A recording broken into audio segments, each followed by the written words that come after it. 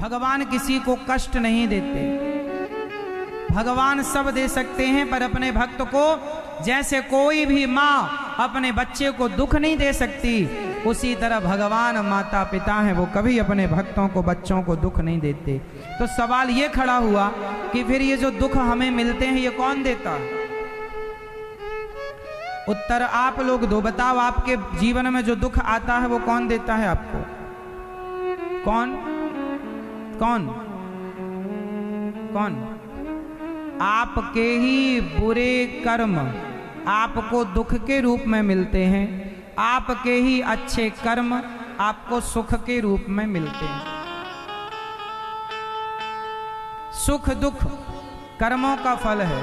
को ना काहू को सुख दुख कर दाता, निज कृत कर्म भोग सब भ्राता। कोई किसी को सुख नहीं देता, कोई किसी को दुख नहीं देता।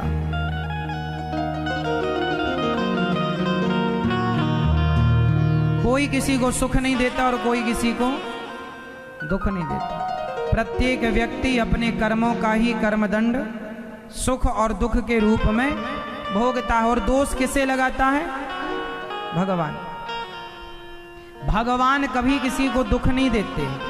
जैसे जैसे बताओ, क्या जज किसी को फांसी देता है? उत्तर दो। क्या जज किसी को फांसी देता है? बोलो हाँ या ना। तो फिर जिनको फांसी की सजा मिलती उन्हें कौन देता है? बोलो, जोर से बोलो मेरी मां। जज कभी किसी को फांसी नहीं देता। गुनहगार का गुनाह ही उसे फांसी तक पहुंचाता है। जज तो एक माध्यम है। जज एक माध्यम है, निर्णय करता है। बाकी आपने गुनाह किया तो आपके गुनाहों ने आपको मृत्यु दंड दिया या जो भी सजा दी। उसी तरह भगवान जज हैं। किसी को सुख नहीं देते भगवान, किसी को दुख नहीं देते भगवान। आपने जो कर्म किया होगा अच्छा, उसका अच्छा फल, बुरा किया बुरा। तो फिर आप सवाल करो हमसे कि महाराज जी, जब भगवान सुख नहीं देते, दुख नहीं देते, तो फिर भगवान की भक्ति करने का लाभ क्या है? बताओ, भगवान की भक्ति क्यों की जाती है? क्योंकि सुख दुख तो हमारे ही कर्मों का फल है। भगवान का इसमें कोई लेना देना नहीं है। तो फिर भगवान की भक्ति क्यों की जाए? उत्तर दो।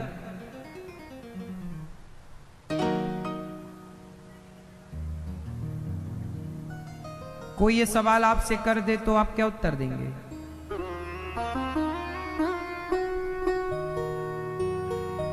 सुख दुख तो कर्मों के अधीन है।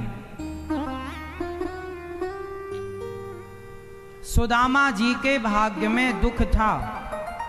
उनके मित्र द्वारिकाधीश थे, पर भाग्य में दुख था तो भोगना पड़ा।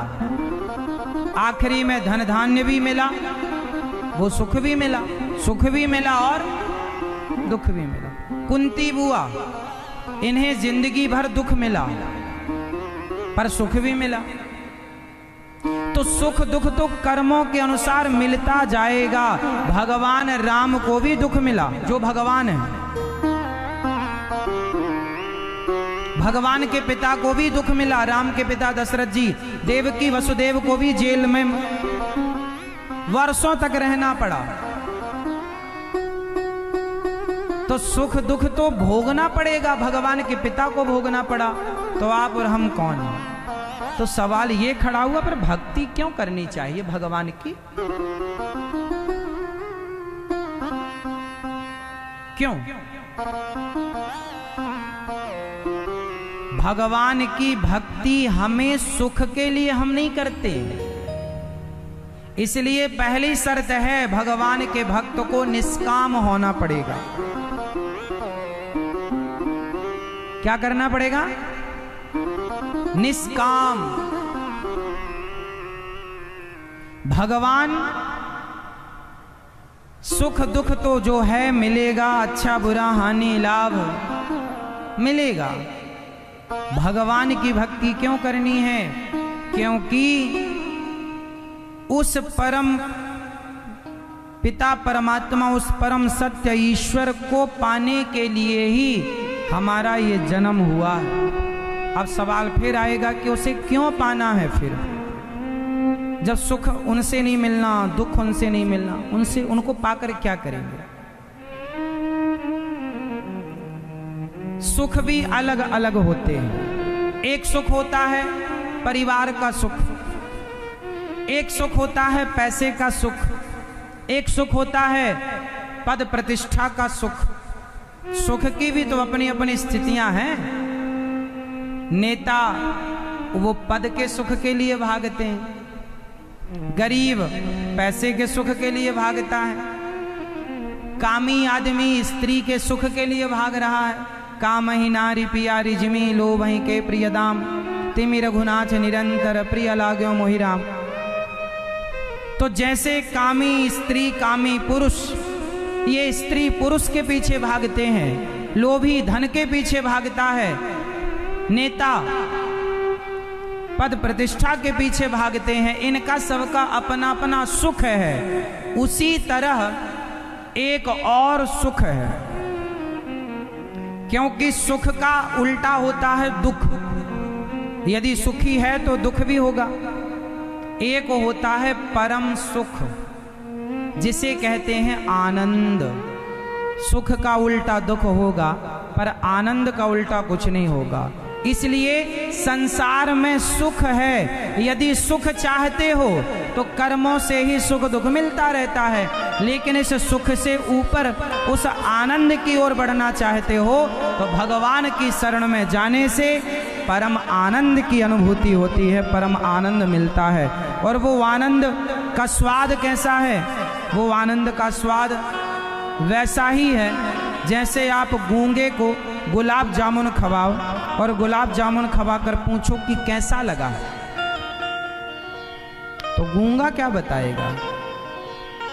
उसी तरह कोई मीरा से पूछे कि तुमने सब छोड़ा, पति परिवार पैसा धन मान मर्यादा इज्जत सब छोड़ी कृष्ण के लिए, अब जरा मीरा से तुम पूछो कि मीरा तुमने कृष्ण को पा लिया तो बताओ तुम्हें क्या मिल गया?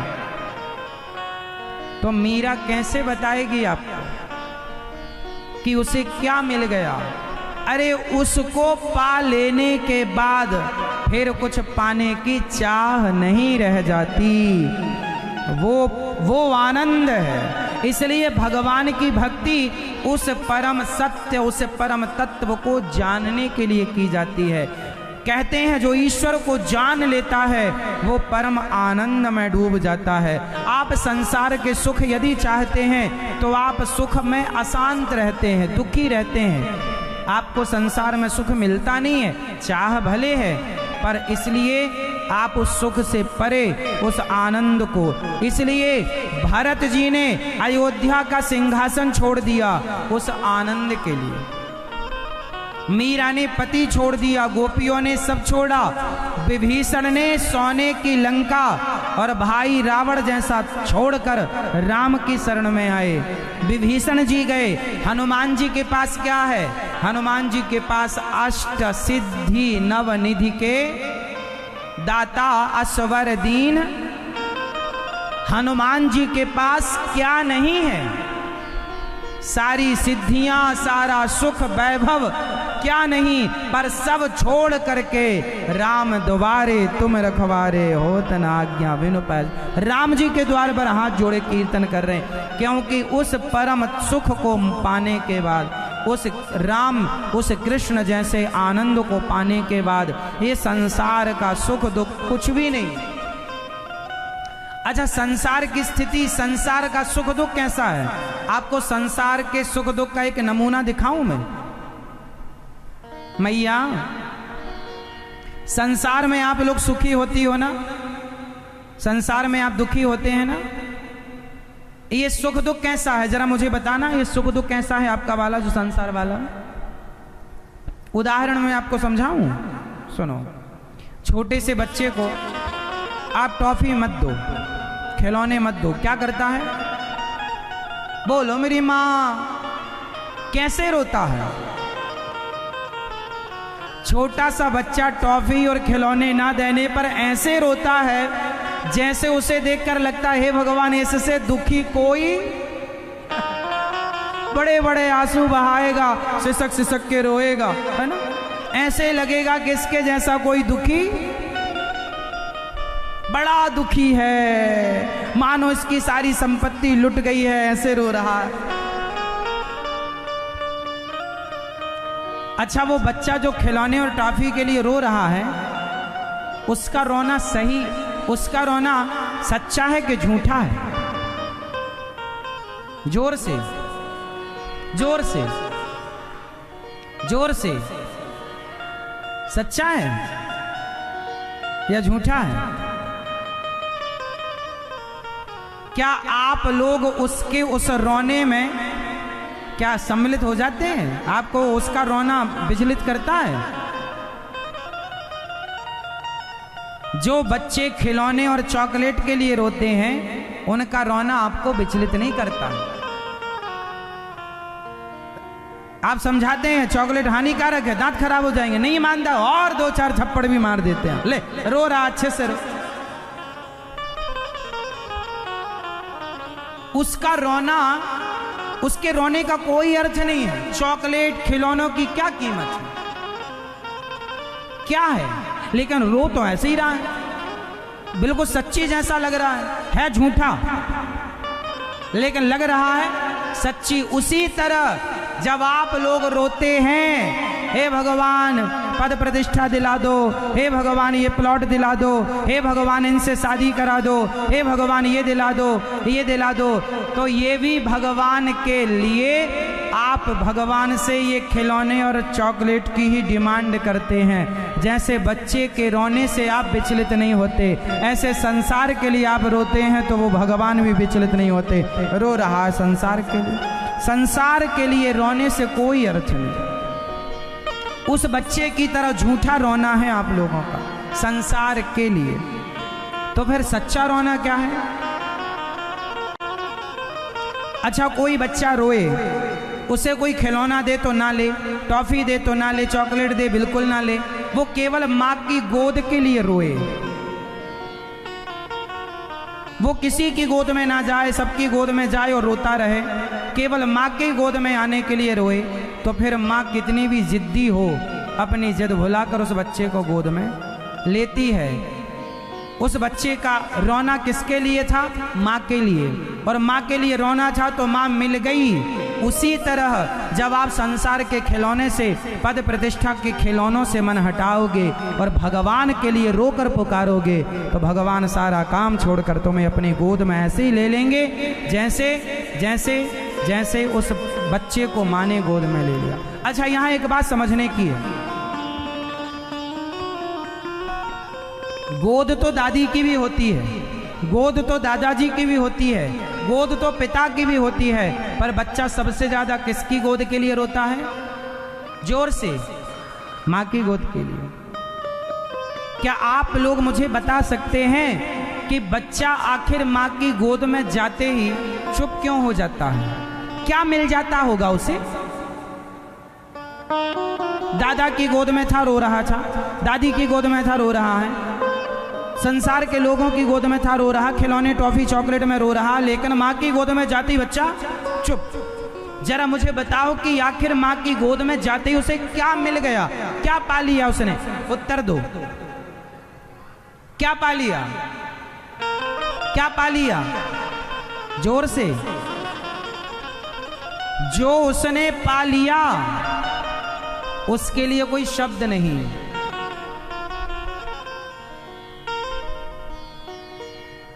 हाँ या ना? जैसे बच्चा सबकी गोद में जाने के बाद शांति से माँ की गोद में रहता है, उसी प्रकार तुम संसार में सब कुछ पालो पर वो परम शांति भगवान की गोद में जाने पर ही प्राप्त होगी। इसलिए भगवान को पाना जरूरी है।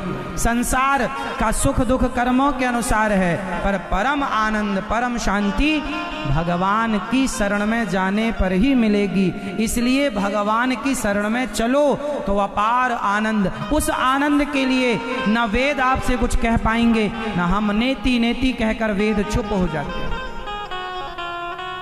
जैसे वो बच्चा माँ की गोद में चला गया तो क्या मिल गया, ये बच्चा कैसे बताएगा, उसके पास बताने के शब्द नहीं है, पर वो महसूस कर रहा उस आनंद को।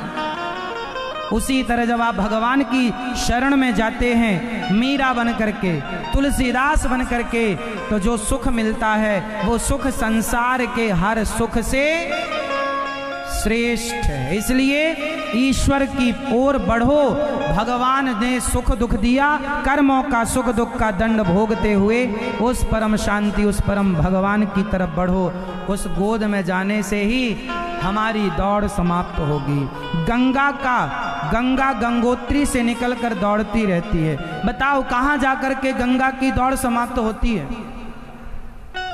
जब गंगा जाकर के सागर से मिलती है ना, तो शांत हो जाती है।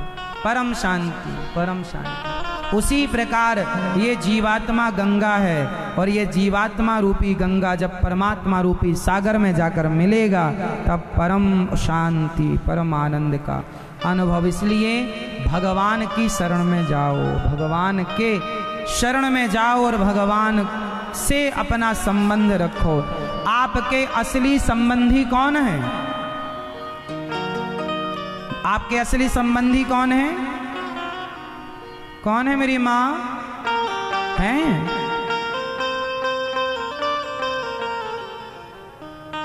असली संबंधी आपके कौन? भगवान। तो ये संसार के लोग क्या है फिर? कौन है ये? चॉकलेट की तरह मीठे संबंधी, खिलौने की तरह, जिनके मिलने और ना मिलने से भी कोई फर्क नहीं पड़ता। बच्चा खिलौनों के लिए रोता जरूर है, पर खिलौना मिलने के बाद 1 घंटे के अंदर फेंक देता। बोलो हाँ, संसार खिलौना है।